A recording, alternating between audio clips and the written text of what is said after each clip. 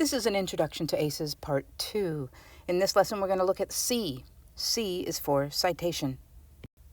Remember, if you want to ace your assignments, write with ACES in mind. The way that you do that is A, make clear assertions. C, cite specific evidence. E, elaborate on your evidence. And finally, S, summarize your main idea.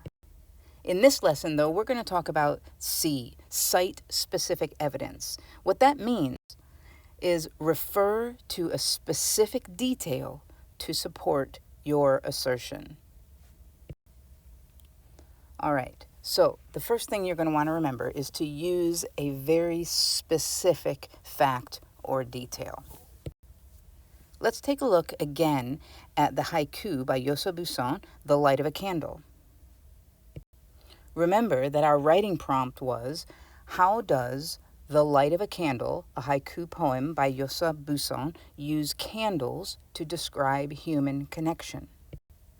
And if you remember our assertion that we came up with in the last lesson, in the haiku, The Light of a Candle, Yosa Busson uses candles to show how human connections everywhere can be strengthened by the small deeds of individual people. All right, that's our assertion. Now we want to use a specific fact or detail from the poem in this case to support our assertion. So here we go. Busson says that all it takes is one candle to light one other candle, and soon there will be light everywhere. This is a really great citation. It's very specifically talking about the fact that one candle lighting one other candle will create light everywhere. This is good. I think we can make it even better. The second tip for citing specific evidence is that it's always best to use an exact quote if you can. So what if we switch just a little bit at the end of our citation to use an exact quote from the poem? So Busson says that all it takes is one candle to light one other candle, and soon many lights will make a spring twilight. That's much nicer. It uses a specific fact or detail, and in this case, we're able to use an exact quote. That's really all it takes in order to cite specific evidence. We're going to refer to a specific detail, an exact quote if we can, to support our assertion.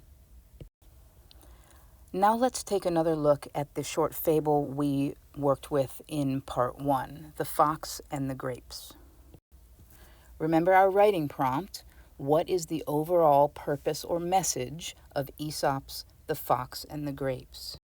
And the assertion that we came up with in Part 1 was the overall message of Aesop's The Fox and the Grapes tells us that people who think good things can't be theirs will often pretend that the good things aren't actually good.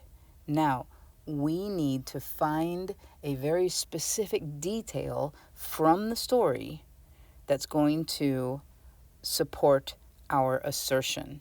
And if we can use a specific quote, that would be even better. And I think we can. Let's try this. In the first paragraph, the fox sees a beautiful bunch of ripe grapes. That's a quote from right here. But in the fourth paragraph, the fox calls the same grapes a bunch of sour grapes that are not worth gaping for. So that's a quote from right here. Remember what our assertion was. We are proving that people who think good things can't be theirs will often pretend that the good things aren't actually good. So we've pulled a couple of quotes here from the story. This one up here, this is the good thing.